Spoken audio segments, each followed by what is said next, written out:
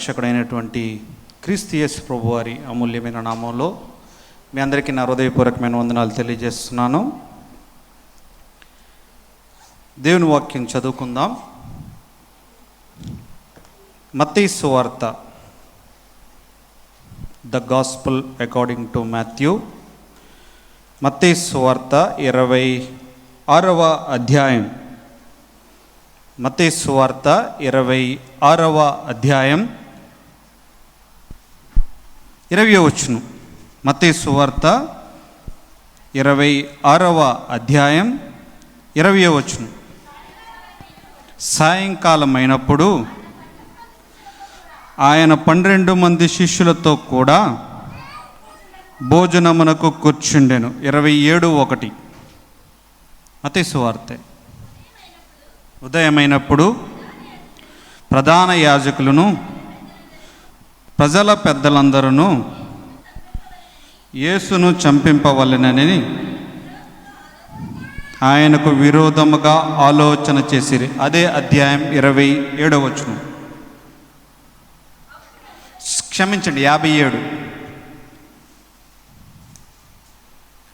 57 మత్తయి సువార్త 27వ అధ్యాయం 57వ వచనం. యేసు శిష్యుడిగానున్న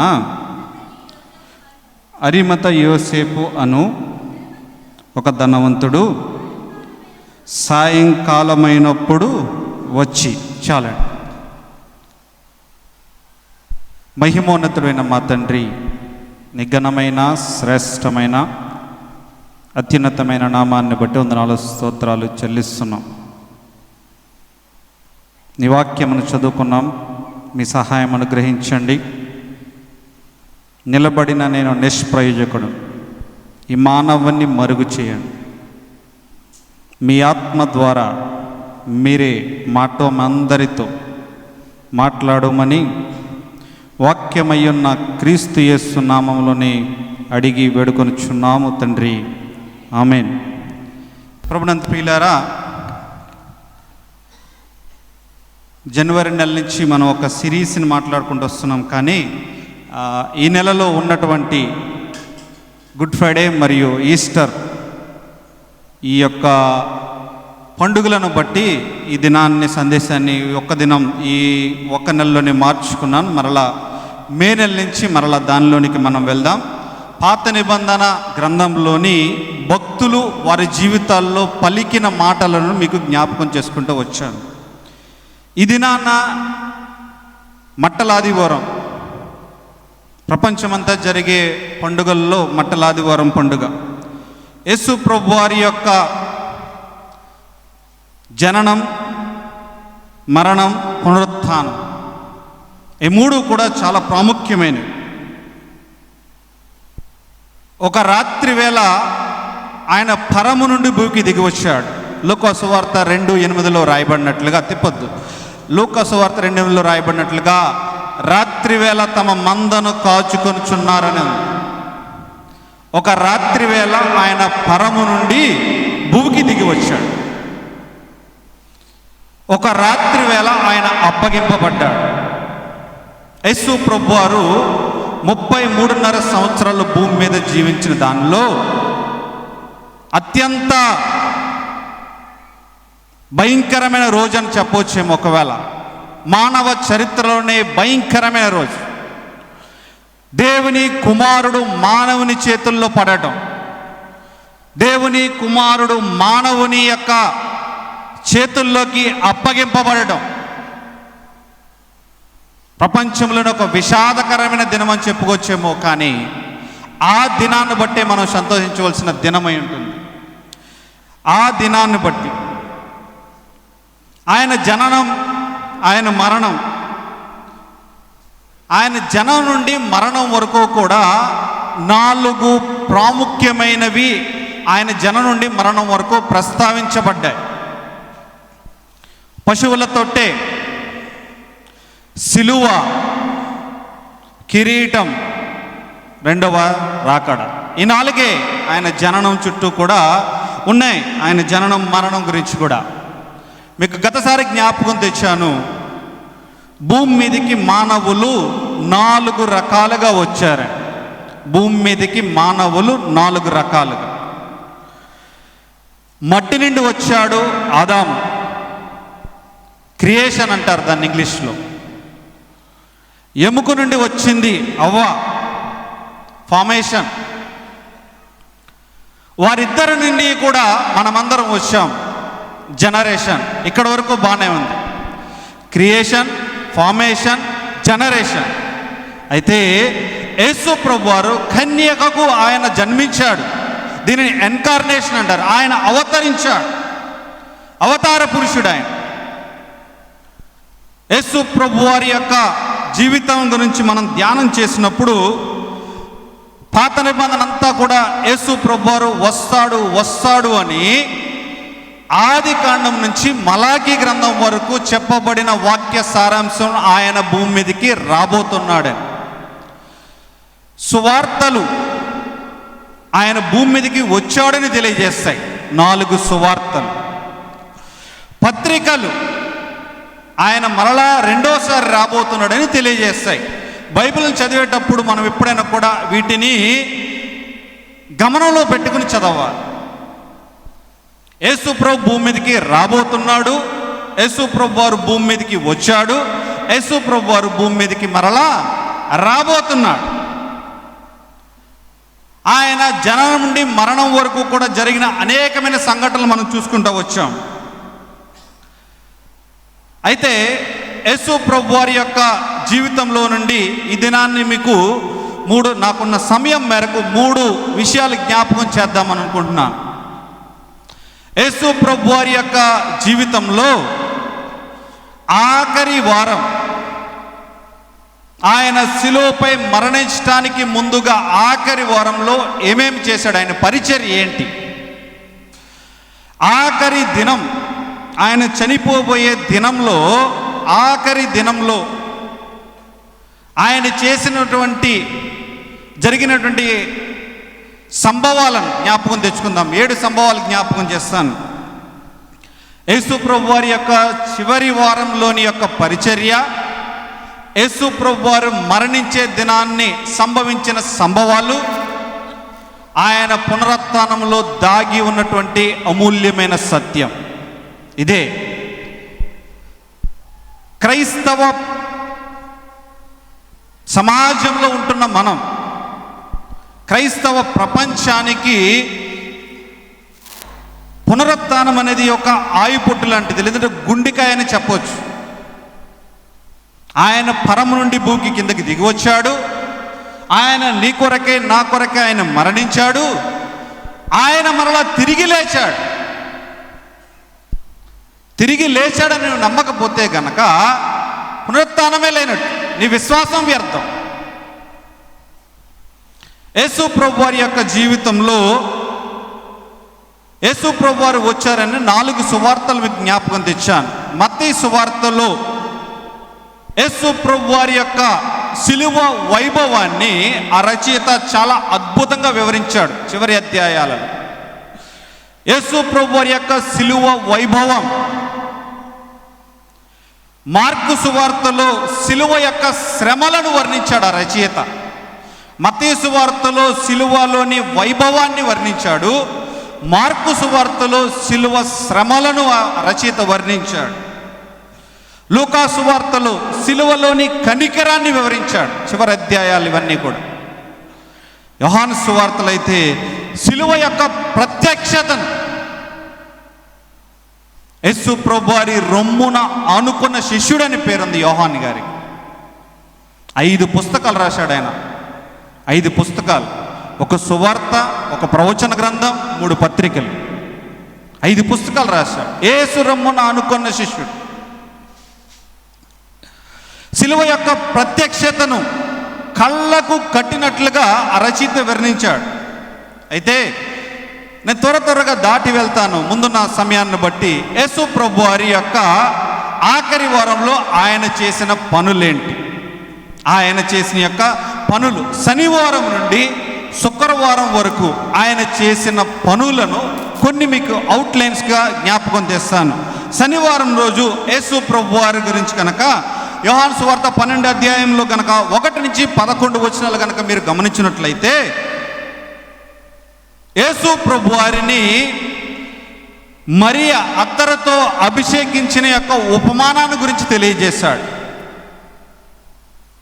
ఆఖరి వారం ఆయన జీవితంలో, ఆఖరి వారంలో ఆయన వచ్చేసాడు. అప్పటికి ఆల్రెడీ శనివారం దినమైంది. శనివారం దినాన్ని ఏం చేస్తున్నాడంటే అత్తరుతో ఆయనని అభిషేకించింది. ఆదివారం రోజు ఆయన యెరూషలేములోనికి జయప్రవేశం చేశాడు. దీనినే మట్టలాదివారం అంటారు. యేసు ప్రభువారు ఆదివారం నుండి దేవాలయంలోనికి జయప్రవేశం చేశాడు. యేసు ప్రభువారు ఆయన రాజు కింద పరము నుండి భూకి దిగొచ్చాడు. యేసు ప్రభువారు యెరూషలేములోనికి జయప్రవేశం చేసినప్పుడు గాడిద మీద ఊరేగించుకుంటూ సర్వోన్నతమైన స్థలములలో దేవునికి మహిమ, ఘనత, ప్రభావములు అని పొగుడుతూ ఆయనని దేవాలయంలోనికి తీసుకుని వెళ్ళారు. పొగుడుతూ ఖర్జూరపు మట్టలను చేత పట్టుకుని యేసు ప్రభువారిని ఊరేగిస్తూ ఊరేగింపుగా గాడిద పిల్ల మీద ఎక్కినటువంటి యేసు ప్రభువారిని యెరూషలేము మందిరంలోనికి తీసుకుని వెళ్ళారు. ఆదివారం దినాన్ని, సోమవారం దినాన్ని యేసు ప్రభువారు మరలా దేవాలయంలోనికి ప్రవేశించి దేవాలయంలో క్రయ విక్రయములు చేయుచున్న వారిని ఆయన అక్కడి నుంచి వెళ్ళగొట్టినట్టుగా లేఖనాల్లో ఉన్నాయి. మత్తయి సువార్త 21వ అధ్యాయం 12 నుంచి 15 వచనాలు, 17 వచనాలు కనుక మీరు గమనించినట్లయితే యేసు ప్రభువారు దేవాలయాన్ని శుద్ధీకరిస్తున్నాడు. నా నామము సమస్త జనులకు ప్రార్థన మందిరం అనబడు నా మందిరం అన్నాడు. అదే రోజున సోమవారం దినాన్నే అంజూరపు చెట్టు యొక్క ఉపమానాన్ని కూడా ఆయన చెప్పాడు. శనివారం దినాన్ని అత్తరుతో అభిషేకింపబడ్డాడు. ఆదివారం యెరూషలేములోనికి జయప్రవేశం చేశాడు. సోమవారం దినాన్ని మందిరాన్ని మరలా శుద్ధీకరించి అంజూరపు చెట్టు యొక్క ఉపమానాన్ని ఆయన చెప్పాడు. మంగళవారం దినాన్ని ఆయన 4 ఉపమానాలు చెప్పాడు. ఆయన జీవించిన కాలంలో 3.5 సంవత్సరాల సేవా జీవితంలో ఈ 4 ఉపమానాలు చాలా ప్రాముఖ్యమైనవి, ప్రసిద్ధి చెందినవి. ఈ ఉపమానాల గురించి చాలామంది భక్తులు చాలా రకాలుగా వాక్యాన్ని చెప్తారు. మత్తయి సువార్త 21వ అధ్యాయం 33 నుంచి మనం గమనించినట్లయితే 23 నుంచి 27 వరకు కనుక మనం గమనించినట్లయితే ఆయన అధికారం గురించి ఆ ఉపమానం చెప్పబడింది. ఆయన ఇహ పరలోకంలో సర్వ అధికారం కలిగిన దేవుడు, సర్వ భౌమాధికారం కలిగిన దేవుడు. ఆయన అధికారాన్ని గురించి ఆ ఉపమానంలో తెలియజేశాడు. అంత మాత్రమే కాదు, కప్పం చెల్లించమన్న ఉపమానం కూడా చెప్పాడు. యేసు ప్రభువారిని రాత్రికి రాత్రే 7 తీర్పులు తీర్చారని జ్ఞాపకం తెచ్చాను. ఆ తీర్పుల్లో ఆయన మీద మోపిన నేరాల్లో ఈ నేరం ఒకటి, కప్పం, కైసరికి కప్పం చెల్లించొద్దన్నాడు అని. ఈ కప్పం గురించి ఉపమానం చెప్పాడు. అంత మాత్రమే కాదు, అధికారం గురించి చెప్పాడు. అంత మాత్రమే కాదు, మత్తయి సువార్త 22వ అధ్యాయం 23 నుంచి 37 వచనాలు గమనించినట్లయితే ఆయన పునరుత్థానం గురించిన ఉపమానం చెప్పాడు. ఆయన అధికారం గురించి చెప్పాడు, కప్పం చెల్లించమని చెప్పాడు, ఆయన పునరుత్థానం గురించి కూడా ఉపమానం చెప్పాడు. అంత మాత్రమే కాదు, అతి ముఖ్యమైన ఆజ్ఞను కూడా ఆయన మంగళవారం దినాన్నే ఆయన తెలియజేశాడు. ఆయన లాస్ట్ వీక్, ఆయన ప్యాషన్ వీక్ అంటారు అది. యేసు ప్రభువారి ఆఖరి వారంలో ఆయన చేసిన పరిచర్య అద్భుతమైన, మహాశక్తివంతమైన పరిచర్యను ఆయన చేశాడు భూమి మీద. దేవుని కుమారుడి కింద పరము నుండి భూకి దిగి వచ్చిన ఆయన చేసిన పరిచర్య. అంత మాత్రమే కాదు, బుధవారం దినాన్ని ఆయన సైలెంట్గా ఉన్నాడు. ఎవరితో ఏం మాట్లాడలేదు. సైలెంట్ డే అంటారు దాన్ని.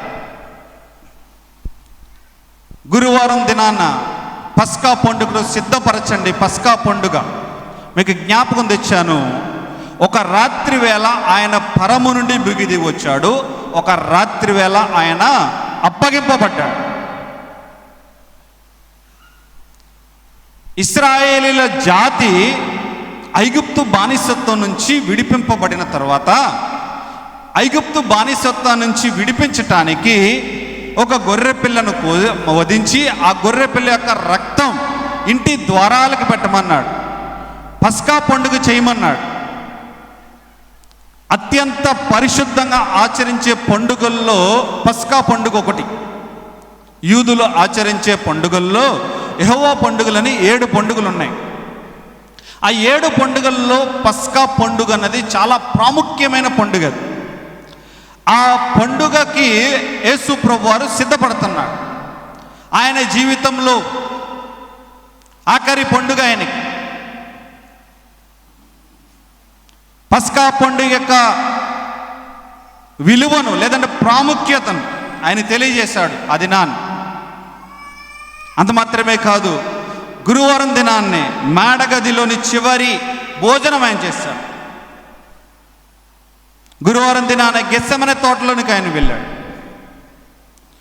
గెత్సెమనే తోటలోనికి ఆయన వెళ్ళాడు. తర్వాత కల్వరిలో చేసిన ఆయన అద్భుతాలు మనం చూడవచ్చు.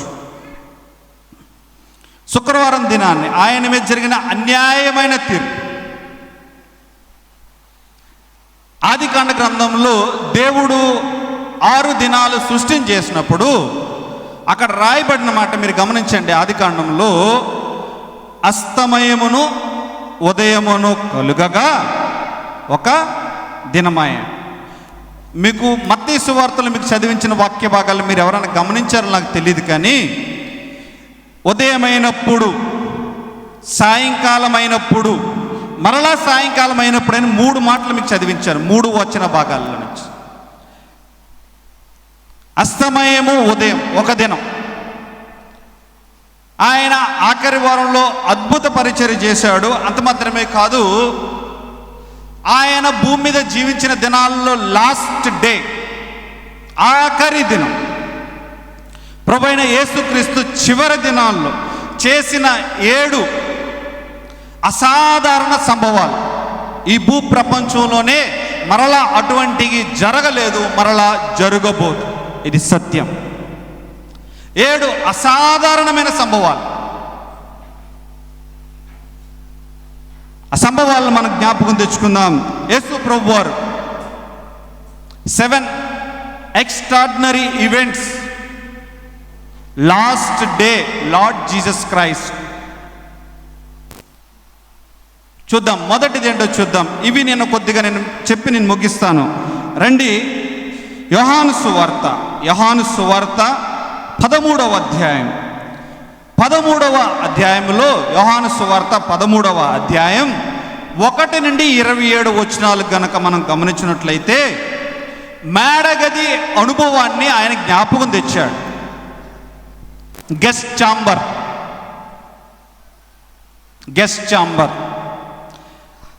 ఆయన ఆ మేడగదిలో తన సేవాకత్వాన్ని గురించి జ్ఞాపకం తెచ్చాడు. యేసు ప్రభువారు చివరి దినాన మేడగదిలో శిష్యుల పాదాలను కడిగినట్లుగా మనం చూస్తాం లేఖనాల్లో. యేసు ప్రభువారు యొక్క ఆయన జీవించిన దినాల్లో జరిగిన ఆనవాళ్లను చరిత్ర మనకు తెలియజేస్తుంటుండగా, రెండైతే ఇప్పుడు కూడా దొరకలేదు అవి. ఆయన పట్టుకున్న పళ్ళెం, ఆయన తుడిచిన తువాలు నేటికి కూడా అది ఎక్కడున్నదో ఎవరికి తెలియదు. గెస్ట్ ఛాంబర్లో జరిగిన యొక్క ఇది అసాధారణమైన సంభవం. ఇది ఆయన సేవను తెలియజేస్తుంది. గెస్ట్ ఛాంబర్లో service of the guest chamber. యేసు ప్రభువారు మేడగదిలో శిష్యులకు చేసిన సేవ. ఆయన మార్కు సువార్తను కనుక మనం గమనించినట్లయితే ఆయన సేవకుడిగా ఈ లోకానికి వచ్చాడని పరిచయం చేశాడు రచయిత. పరమ నుండి భూమికి ఆయన దిగొచ్చిందిలో సేవకుడిగా ఆయన ఈ లోకానికి దిగి వచ్చాడు. గెస్ట్ ఛాంబర్ తర్వాత ఆయన మత్తయి సువార్త 26:56లో రాయబడినట్లుగా గెత్సెమనే వనంలోనికి వెళ్ళాడు. మేడగదిలో శిష్యుల యొక్క పరిచర్య చేసి ఆయన సేవకత్వం చేసిన తర్వాత గెత్సెమనే తోటలోనికి ఆయన వెళ్ళాడు. గెత్సెమనే తోటలో సబ్మిషన్ ఆఫ్ గెత్సెమనే తోటలో ఆయన సమర్పణ మనకు కనిపిస్తుంది. ఆయన సమర్పించుకున్నాడు. తను తానుగా ఆయన సమర్పించుకున్నాడు. నీ కొరకే, నా కొరకే ఆయన సమర్పించుకున్నాడు. గెత్సెమనే తోటలో ఆయన వేదన పడ్డాడు. గెత్సెమనే తోటలో ఆయన వేదన పడింది. చాలామంది బైబిల్ భక్తులు ఏమంటారు అనంటే, ఆయన వేదన చెంది ఆయన చెమట రక్తముగా మారటానికి కారణం ఏమిటనంటే, ముగ్గురు భక్తులు ఆయన గురించి జ్ఞాపకం తెచ్చారు. పాపం ఎరుగనివాడు, పాపము చేయనివాడు, పాపము లేనివాడు, శాపగ్రాహి కింద పరము నుండి ఆయన భూకి దిగొచ్చిన పరిశుద్ధుడి కింద దిగి వచ్చిన ఆయన శాపగ్రాహి కింద శిలోమ్రాణ మీద వేలాడాలి. పాపం అంటే తెలియదు ఆయనకి, పాపాన్ని చూడలేదు, పాపాన్ని అనుభవించలేదు. పాపం అంటే తెలియనివాడు, పాపం ఎరిగినవాడు, పాపము చేయనివాడు పాపిగా మార్చబడ్డాడు. అప్పటి వరకు ఆయనకు పాపం అంటేనే తెలియదు. అటువంటి ఆయన నీ పాపాన్ని, నా పాపాన్ని ఆయన మోయబోతున్నాడు. ఎంత వేదన పడ్డాడు ఆయన. పాపం ఎరిగని ఆయన, పాపము చేయని, పాపమే లేని ఆయన నీ కొరకే పాపిగా ఆయన తీర్పు తీర్చబోతున్నాడు, పాపిగా కాబోతున్నాడు. ఆయన ఎంత వేదన చెందినాడు గెత్సెమనే తోటలో. Submission of Gethsemane. మూడోదిగా మనం చూసినట్లయితే 3 సువార్తలో రాయబడింది. యోహాను సువార్త, మత్తయి సువార్త, లూకా సువార్తలో యూదా యొక్క రక్షక దళం గురించి రాయబడింది. గ్యారిసన్ అని అంటారు ఇంగ్లీష్లో. Guest chamber, Gethsemane, next garrison. గ్యారిసన్లో ఆయన శ్రమలు, ఆయన ఎలా అనుభవించాడు ఒకసారి ఆలోచించండి. ఆయన్ని కొట్టారు, తిట్టారు, అవమానించారు, అవహేళన చేశారు, దూషించారు. ఆ రక్షక దళ చేతులు ఆయన నీ కొరకే, నా కొరకే, నీ పాపం కొరకే, నా పాపము కొరకే ఆ ప్రియ ప్రభువారు శ్రమలను అనుభవించాడు. ఆయన సఫరింగ్ ఆఫ్ గ్యారిసన్. అంత మాత్రమే కాదు, ఆయన గెలీలియన్ కోర్టులో అక్కడికి ఆయనని నిలబెట్టారు దోషి కింద. హెరోదు యొక్క కోర్టులో ఆయన మౌనంగా ఉన్నాడు.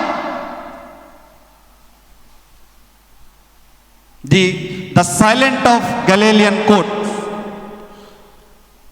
హెరోదు యొక్క భవనంలో, హెరోదు యొక్క న్యాయ తీర్పు అనకూడదేమో దానిలో ఆయన సైలెంట్గా ఉన్నాడు. ఎందును బట్టి ఒకానొక నాడు ప్రభువు స్వరమైనటువంటి యోహాను తలను చంపించింది ఎవరు? నరికించింది ఎవరు? ఈ హెరోదే. మీకు గతసారి కూడా ఒక సందేశంలో జ్ఞాపకం తెచ్చాను. ఇజ్రాయెల్ దేశం మీదకి దండెత్తే ఏ ఉగ్రవాద సంస్థలైనా కూడా దాదాపు హెచ్ తోటే స్టార్ట్ అవుతాయి. ఇంగ్లీష్లో మీరు చదవండి. హేరోద్, హమాస్, హిజ్బుల్లా, హౌతీ, ఇవన్నీ కూడా హెచ్ తోటే స్టార్ట్ అవుతాయి. ఆయన కోర్టులో మౌనంగా ఉన్నాడు. హెరోదు యొక్క ఆ కోర్టు భవనంలో ఆయన సైలెంట్గా ఉన్నాడు, మౌనం వహించాడు. పరము నుండి భూమికి దిగి వచ్చిన పరిశుద్ధుడు మానవులు ఎదుట మౌనంగా ఉన్నాడు. ఆయన మౌనంగా ఉన్నాడు. అంత మాత్రమే కాదు, ఆయన తర్వాత గబ్బాతాకి వెళ్ళాడు. ఆయన యోహాను సువార్త 19 అధ్యాయం 1 నుంచి 16 వచనాల్లో ఆయన గబ్బాతాలో ఆయన సంచరించాడు, గబ్బాతాకి వెళ్ళబడ్డాడు. ఆయన సిన్లెస్నెస్ ఆఫ్ గబ్బాతా, ఆయన అక్కడ పాపరహితుడుగా ఆయన ఉన్నాడు. గబ్బాతాలో ఆయన తీర్పు తీర్చబడ్డాడు.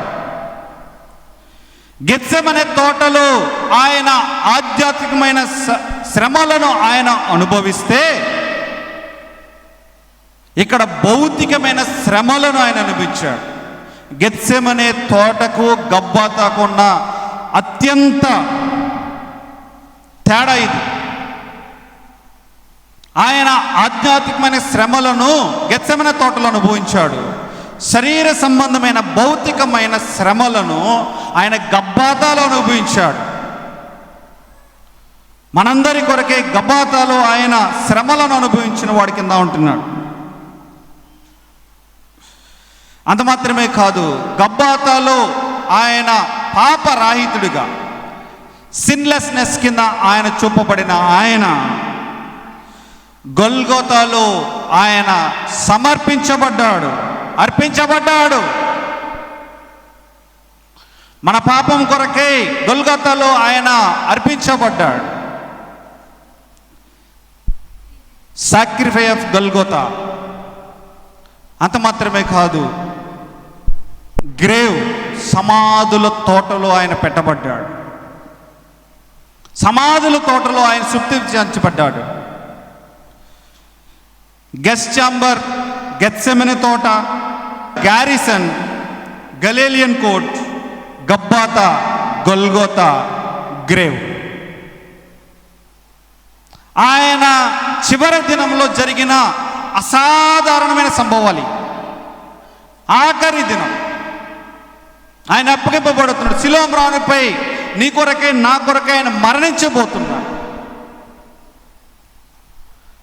ఆయన మరణించింది ఏదో జబ్బు వచ్చి ఆయన మరణించలేదు, వృద్ధాప్యంలోకి వచ్చి ఆయన చనిపోలేదు.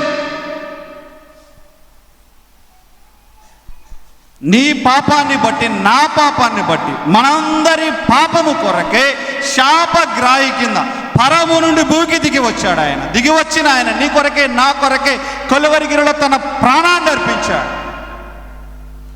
కలువరిగిరిలో తన ప్రాణాన్ని అర్పించినప్పుడు, నాలుక దవడను అంటికిపోయినప్పుడు, కొరడా దెబ్బల చేత దేహమంతా కొట్టబడి ఆ ఎండకు ఎండిపోయి చిల్ల పెంకుల కింద ఆయన శరీరం అయిపోయినప్పుడు ఇన్ని శ్రమలను అనుభవించాడు. ఎందుకొరకో తెలుసా? నిన్ను నన్ను విమోచించడం కొరకే, నిన్ను నన్ను తండ్రితో కూర్చుంటబెట్టు కొరకే, నిన్ను నన్ను పరిశుద్ధినిగా చేయడం కొరకే, నిన్ను నన్ను నీతిమంతుల కింద చేయటం కొరకే ఆయన ఈ శ్రమలను అన్నీ అనుభవించాడు. ఒక్కసారి ఆలోచించండి, నాలుక దవడను అంటికిపోయినప్పుడు ఒక దాహం చుక్క కొరకే ఆయన ఎదురు చూచాడు. అప్పటికే ఆ రోమా సైనికులు కొరడా దెబ్బల చేత వీపంతా కూడా కొట్టేశారు. మీరు ఆలోచించండి, గాయం తగిలిన తర్వాత, మనకి ఏదైనా దెబ్బ తగిలిన తర్వాత ఎండలో పెడితే కనుక ఏ విధంగా అయితే ఎండిపోయి గాయం ఎలా అయితే చిల్ల పెంకింద అయిపోతుందో, ఆయన యొక్క శరీరం కూడా అలానే అయిపోయింది. కారణం మన పాపమే. ఆయన శిలువలో నీ కొరకే నా కొరకే కార్చిన ఆ శిలువ త్యాగాన్ని గుర్తు తెచ్చుకోం. ఆ శిలువ త్యాగాన్ని మనం గుర్తు తెచ్చుకొని వారి కింద మనం ఉంటున్నాం. ఆ ముండ్ల మకుటము నీకై ధరించెనే, నీ పాప శిక్షను తానే భరించెనే. ఆ ముండ్ల మకుటము నీకై ధరించెనే, నీ పాప శిక్షను తానే భరించెనే. ప్రవహించే రక్తధార నీ కోసమే, ప్రవహించే రక్తధార నీ కోసమే, కడుఘోర హింసలు పొందే నీ కోసమే,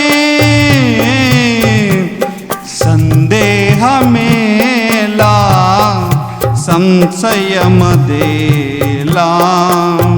ప్రభు యేసు గాయములను తరికించి చూడు, గాయాలలో నీ వేలు తరిపించి చూడు.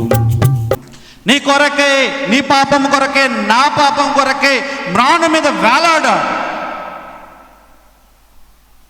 ఆయన శిలువలో మరణించిన తర్వాత, మరణం అయిపోయిన తర్వాత అంతటితో ఆయన ముగించలేదు, కానీ ఆయన తిరిగి లేచాడు. ఆయన తిరిగి లేచాడు.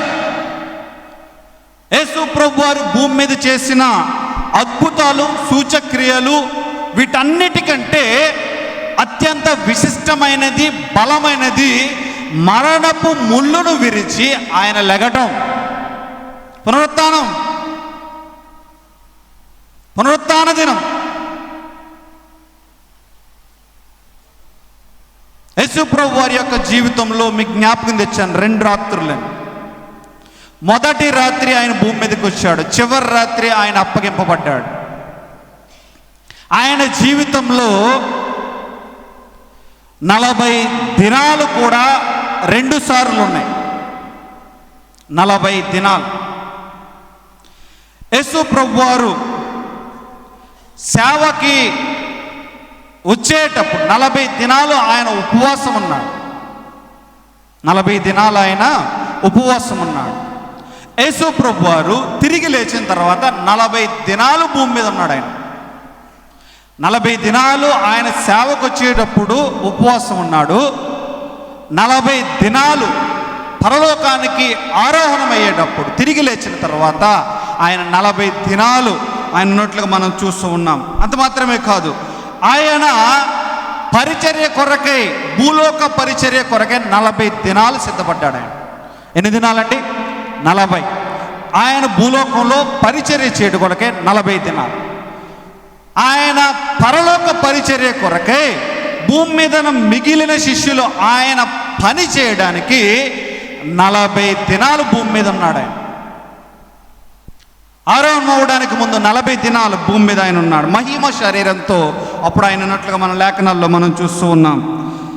ఆయన పరలోక పరిచర్య, పరలోకంలో ఇప్పుడు ఆయన నీ కొరకై, నా కొరకై విజ్ఞాపన చేయుచున్న వాని కింద ఆయన ఉన్నాడు. ఈ పరిచర్య చేయడానికి 40 దినాలు భూమి మీద ఆయన సిద్ధపడ్డాడు. భూలోక పరిచర్య చేయడానికి 40 దినాలు, పరలోక పరిచర్య చేయడానికి 40 దినాలు.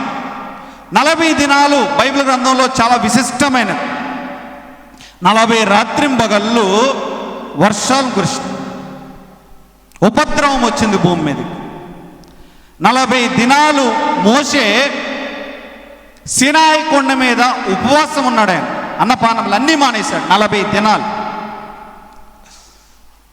చాలామందికి మోషే 40 దినాలు ధర్మశాస్త్రం తీసుకురావడానికి, లేదంటే కనుక ఆయన యొక్క 10 ఆజ్ఞలు పట్టుకురావడానికి ఉన్న 40 దినాలే గుర్తుంటాయి.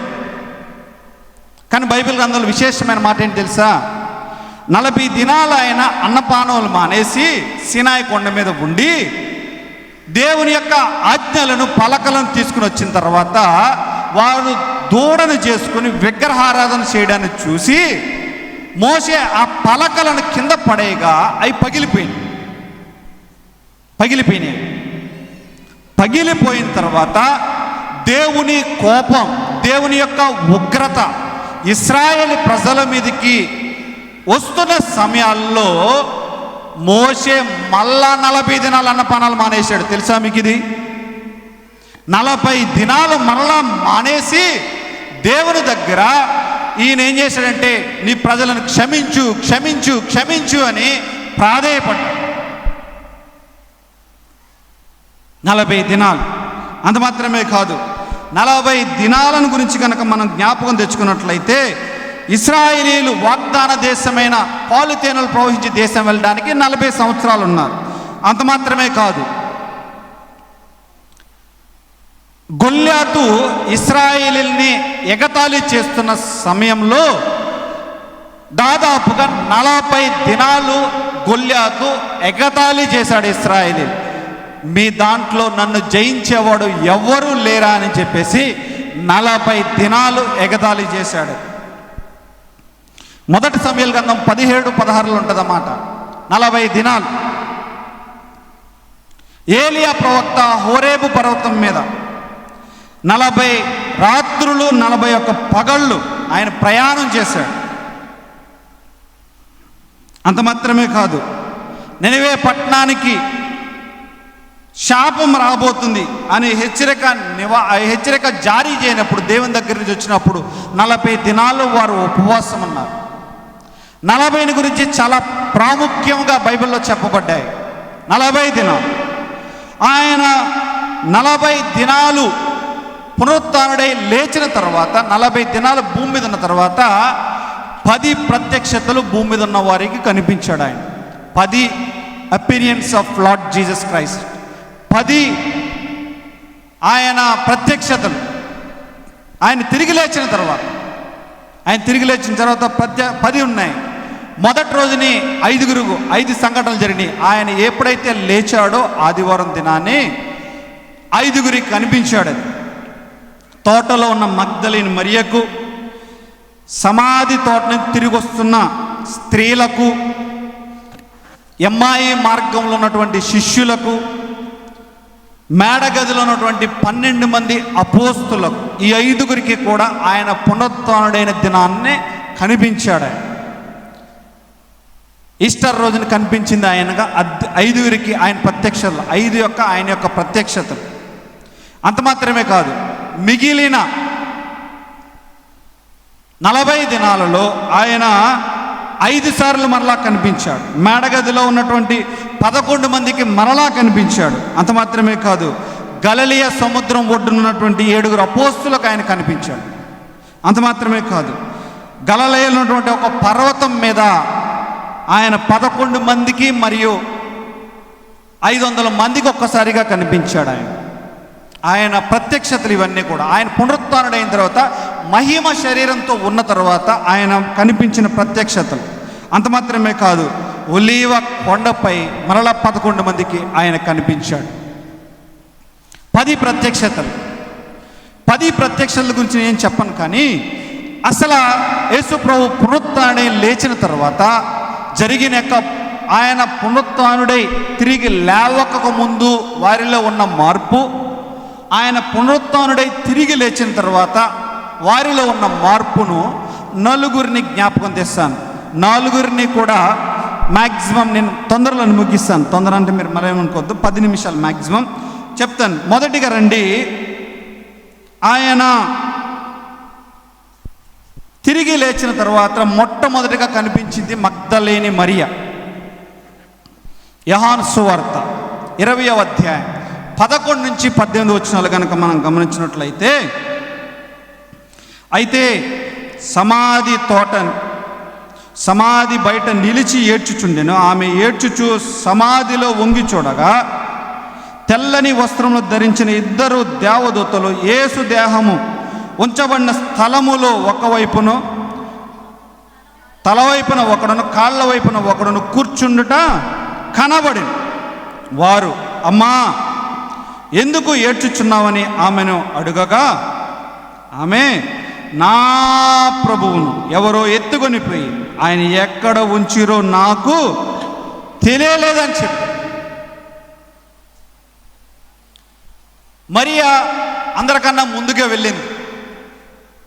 ఆయన ఎక్కడైతే సమాధిలో ఆయన పెట్టబడ్డాడో ఆ సమాధి దగ్గరికి ఆమె వెళ్ళింది. ఆమె వెళ్ళిన తర్వాత పేతురు యోహానులు కూడా వెళ్ళారు. పేతురు యోహానులు వెళ్ళిన తర్వాత పేతురు యోహానులకు వారు వెళ్ళారు. యేసు ప్రభు వారు అక్కడ లేకపోవడంతో వారు తిరిగి వెళ్ళిపోయారు. కానీ ఈ మరి అలాగే వెళ్ళట్లేదు. ఈమె అక్కడే ఉండి వెతుకుతుంది యేసు ప్రభు వారిని. నా ప్రభు ఎక్కడున్నాడు? యేసు ప్రభు వారితో 33.5 సేవా జీవితంలో ఆయనతో పాటు ఉన్న శిష్యులు చెప్పారు, ఆయన లేచాడు, ఆయన లేడు ఇక్కడ అని చెప్పేసి. కానీ ఆయన అక్కడి నుంచి వెళ్ళలేదు. పరలోకంలో ఉన్నటువంటి దూతలు చెప్పినాయి, కానీ అక్కడి నుంచి ఆమె వెళ్ళలేదు. పునరుత్థానుడైన ప్రభువుని చూచే వరకు కూడా ఆమె అక్కడి నుంచి వెళ్ళలేదు. పునరుత్థానుడైన ప్రభువుని 12వ వచనంలో చెప్పినట్లుగా పరలోక దూతలు ఉన్నాయి, కానీ అక్కడ దూతలు కూడా ఆమెను తృప్తిపరచలేకపోయినాయి. ఏ దర్శనం, ఏ కళ, ఏది కూడా ఆమెకు తృప్తి ఇవ్వలేదు. కానీ ఆయనను చూడగానే 20వ అధ్యాయం 14వ వచనంలో ఆమె ఈ మాట చెప్పి వెనుకకు తిరిగి యేసు నిలిచి ఉండుట చూచింది, కానీ ఆయన యేసు అని గుర్తుపట్టలేదు. 16వ వచనం, యేసు ఆమెను చూచి మరియా అని పిలిచింది. ఆమె ఆయన వైపు తిరిగి ఆయనను హెబ్రీ భాషలో రబ్బూని అని పిలిచింది. ఆ మాటకు బోధకుడని అర్థం. అప్పుడు ఆ సమాధి తోటని దగ్గర నుంచి వెళ్ళిందా. పునరుత్థానుడైన ప్రభువును చూడడానికి వచ్చింది. చూడడానికి వచ్చిన ఆమె ప్రభువు తప్ప ఆమెను ఎవరు తృప్తిపరచలేకపోయారు. యేసు ప్రభు వారి యొక్క శిష్యులు తృప్తిపరచలేకపోయారు. దేవదూతలు ఆమెను తృప్తిపరచలేకపోయినాయి. ఆమె ఎప్పుడైతే యేసు ప్రభు వారిని చూచిందో అప్పుడే ఆమె తృప్తి పొందింది. వేటి ద్వారా కూడా ఆమె తృప్తి పడలేదు.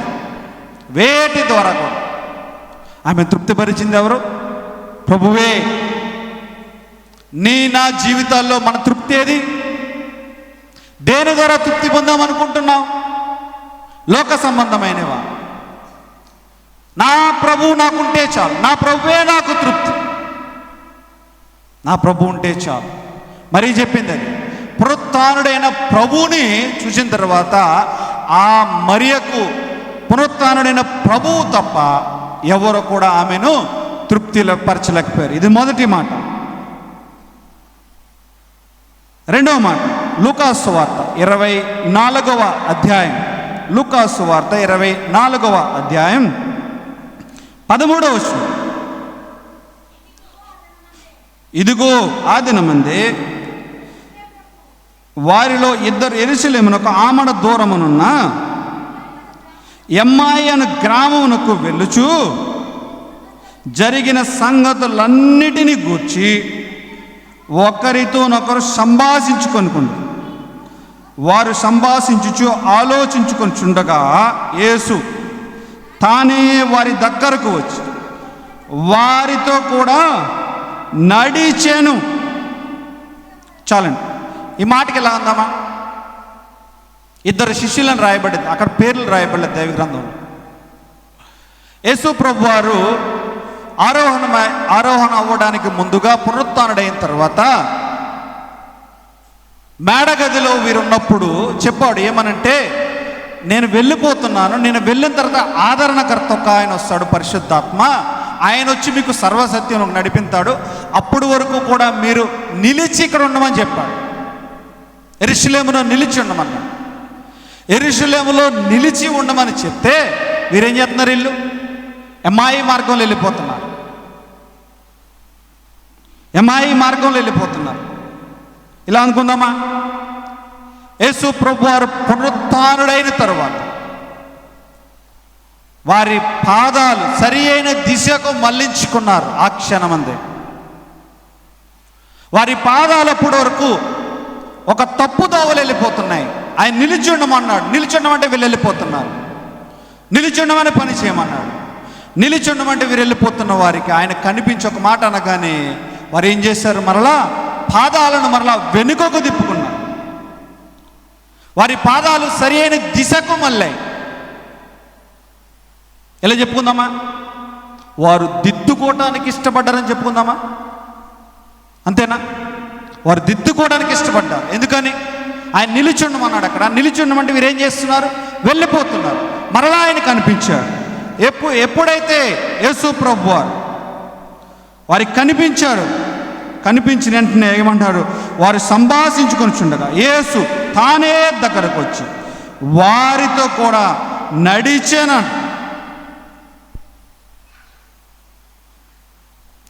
పునరుత్థానం యొక్క శక్తిలో, బలంలో దాగినటువంటి అమూల్యమైన సత్యాలు ఇవి. ఇప్పటి వరకు నీ పాదాలు నా పాదాలు పాపం వైపు పరిగెట్టినేమో, లోకాశలో పరిగెట్టినేమో, దేని వైపు పరిగెట్టినయో, పునరుత్థానుడైన ప్రభువు నీకు చెప్తున్న మాట ఏంటి తెలుసా? నీ పాదాలను సరి అయిన దిశకు మరలా మళ్లించు. నీ పూర్వపు రోజులను మరలా గుర్తు తెచ్చుకో. సామెతల గ్రంథంలో ఒక మాట చూద్దాం, చూడండి. సామెతల గ్రంథం 5:12. అయ్యో, ఉపదేశం నెట్లు త్రోసివేసింది, నా హృదయమును గర్దింపు నెట్లు తృణీకరించినాను. 13వ వచనంలో, నా బోధకుల మాట నేను వినకపోతే, నా ఉపదేశములకు నేను చెవి యొక్కలేదు. ఉపదేశానికి చెవి యొక్క, ఉపదేశానికి చెవి యొక్కరు. దేవుడు నీతో మాట్లాడేటప్పుడు ఆయనకి చెవి ఎక్కి వింటున్నావా? చెవి ఎక్కుతున్నావా? ఆయన మాటలు వింటున్నావా? చెవి ఎక్కి వినాలి. దిద్దుబాటు అవసరమైనప్పుడు మనం దిద్దుకుందాం, మన జీవితాలను మార్చుకుందాం. పునరుత్థానుడైన ప్రభువును చూసినప్పుడు ఆ ఇద్దరు శిష్యులు వారి జీవితాలను మార్చుకున్నారు.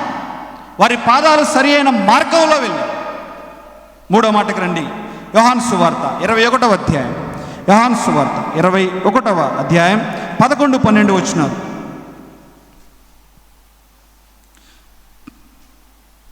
యోహాను సువార్త 21. ధోని ఎక్కి వలను దరికి లాగాను. అది 153 గొప్ప చేపలతో నిండి ఉండేది. చేపలు అంత విస్తారముగా పడినను వల పిగలలేదు. యేసు రండి భోజనము చేయడని వారితో తెలిసినందున, నీవెవడవని శిష్యులలో ఎవడనో ఆయనను అడుగ తెగింపలేదు.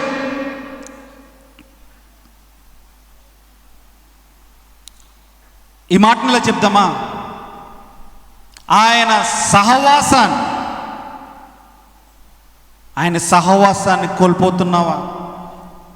గలిలయ సముద్రమున 7 అపోస్తులు కూడా పునరుత్థానుడైన ప్రభువుని అనుభవించిన వారు ఆయన సహవాసాన్ని ఆపేక్షిస్తారు, లేదంటే ఆయన సహవాసాన్ని అనుభవిస్తారు. పునరుత్థానుడైన ప్రభువు నీవు నేను అనుభవిస్తున్నామా? వారు అనుభవించారు, అందుని బట్టి అన్నారు వారు అడుగ తెగింపలేదు అంటున్నారు.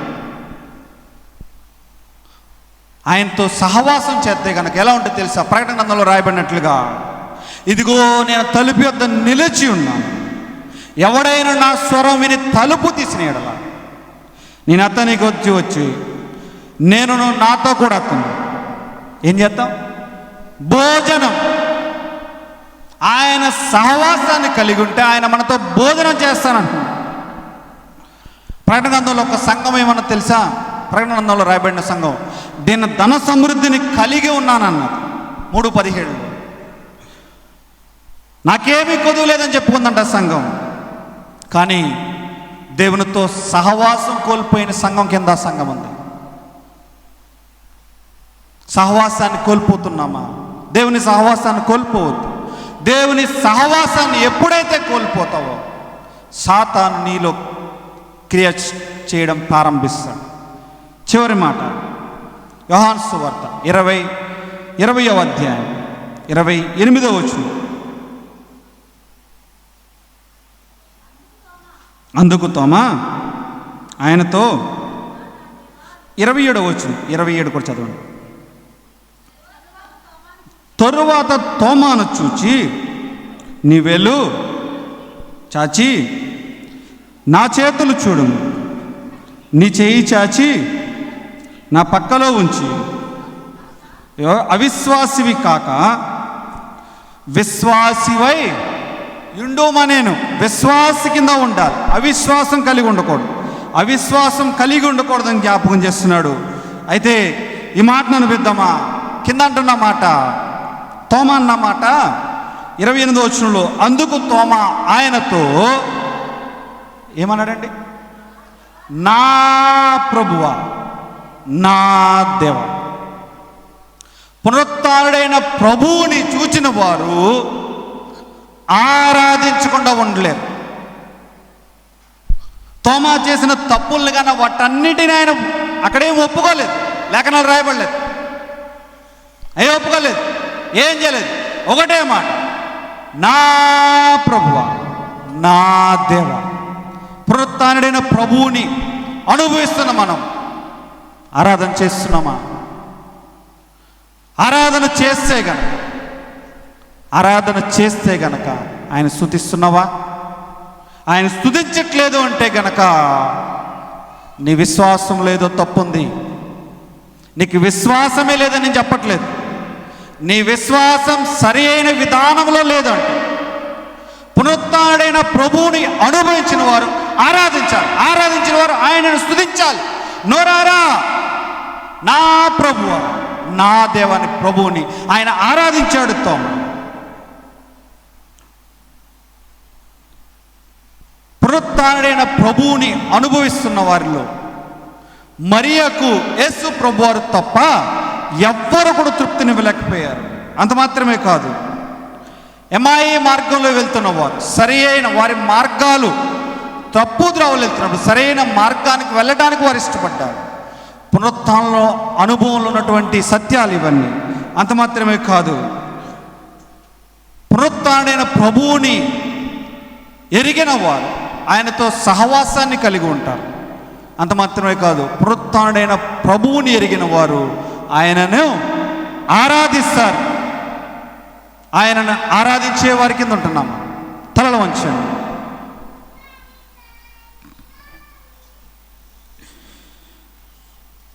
ఆ ప్రియ ప్రభు వారు ఆఖరి వారం, ఆఖరి నీ కొరకై, నా కొరకై, నీ పాపముల కొరకై, నా పాపముల కొరకై ఆయన బలి అయిపోయి వధించబడ్డాడు. వధకు తేపడిన గొర్రె పిల్ల కింద ఆయన వధించబడ్డాడు. ఆయన వధించబడి నన్ను విమోచించట కొరకై పరము నుండి భూమికి దిగి వచ్చిన ఆయన మహిమ శరీరమును వదిలి మంటి దేహము దాల్చుకుని నీ కొరకే, నా కొరకే వచ్చిన ఆయన గెత్సెమనే తోటలో ఆయన పొందిన శ్రమలు, గబ్బాతాలో ఆయన అన్యాయమైన తీర్పు తీర్చబడిన విధానం, గొల్గోతాలో ఆయన నీ కొరకే, నా కొరకే కలువరిగిరిలో ఆరాధనలో మనం పాడుకున్నట్లుగా మెత్తనైన కర పాదములలో మేకులు గుచ్చబడ్డాయి, మెత్తనైన కర పాదం. ఎందుకొరకై ఆయన? ఎందుకొరకై? నీ కొరకై, నా కొరకై, నీ పాపం నా పాపం కొరకై వెల చెల్లించడానికి ఆయన స్వరక్తాన్ని చిందించాడు. ఆయన నీ కొరకై, నా కొరకై కలువరిగిరుడు పరమ నుండి భూమికి దిగి వచ్చాడు. పరమ నుండి భూమికి దిగి వచ్చిన ఆయన కలువరిగిరిలో తన ప్రాణాన్ని ధారపోసాడు. ప్రాణం ధారపోసిన ఆ ప్రియ ప్రభు వారిని ఈ లోకంలో ఉన్న వాటి కొరకే చూడదు. ఈ లోకంలో ఉన్నవన్నీ కూడా ఒకానొక దినాన నీవు నేను కూడా లోకాన్ని విడిచి మునుపే వెళ్ళిపోయే మనం ఇంతలో కనబడి అంతలో మాయమైపోయే ఆవిరి వంటి బ్రతుకులు మనం. ఆవిరి వంటి బ్రతుకుల కొరకై మనం ప్రాకులాట ఎటువంటిదో తెలుసా? ఇంతలో కనబడి అయ్యో ఇప్పుడే నాకు కనిపించాడు, అప్పుడే మరణించాడు అనే బ్రతుకులు మనవి. మరణించిన తర్వాత మరణానికి జీవితం ఉందని తెలుసా? ఈ లోకం అశాశ్వతం. లోకంలోనికి మనం యాత్రికుల కింద వచ్చాం, మరలా యాత్రికుని కింద వెళ్ళబోతున్నాం. మనం పరలోకం, మనం పరదేశవాసులం. పరలోకానికి వెళ్ళాలి అనండి ఆ ప్రియ ప్రభువుని సొంత రక్షకుడిగా అంగీకరించావా? తలపై ముండ్ల కిరీటం కెట్టబడింది ఎవరి కొరకు అనుకుంటున్నావు? వీపంత నాగలు చాలువల దున్నబడింది ఎవరి కొరకు అనుకుంటున్నావు? నీ నా పాపముల కొరకు ఆయన మరణించాడు.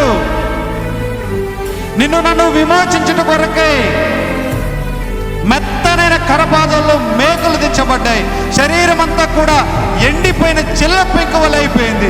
నాలుక దవడను అంటికిపోయినప్పుడు ఆయన ఎంత వేదన చెందాడు, ఎంత బాధపడ్డాడో, ఎంత శ్రమను అనుభవించాడు. ఎదగల జ్ఞాపకం తెచ్చుకుంటే కనుక యేసు ప్రభు నీ సొంత రక్షణగా అంగీకరించు. ఇదే నీకు ఆఖరి గడి కావచ్చు. పేరుకే నామమాత్రంగా దేవుని మందిరానికి వచ్చి వెళ్ళొద్దు. నీ కొరకే ప్రాణం పెట్టిన ప్రభు, నిన్ను ప్రేమించిన ప్రభు, నీ కొరకే రక్తం చిందించిన ప్రభు, నీ కొరకు చేతులు చాచి ఆయన నీ కొరకు ఎదురు చూస్తున్నాడు. ఒకవేళ నువ్వు సిద్ధంగా ఉంటే కనుక తీర్మానం చేసుకో. దేవా, నా కొరకే నువ్వు ప్రాణం పెట్టావు, మరణించావు, నిందల హింసలు అనుభవించిన ప్రభువుని జ్ఞాపకం తెచ్చుకుందాం. కృప కనికరం కలిగిన మా తండ్రి, నిఘనమైన శ్రేష్టమైన ఉన్నతమైన నామాన్ని బట్టి వందనాలు స్తోత్రాలు చెల్లిస్తున్నాం. మీ ప్రియకుమారుడు మా కొరకై పొందిన శ్రమలను మీరు జ్ఞాపకం తెచ్చుకున్న విధానం బట్టి వందనాలు స్తోత్రాలు చెల్లిస్తున్నాం.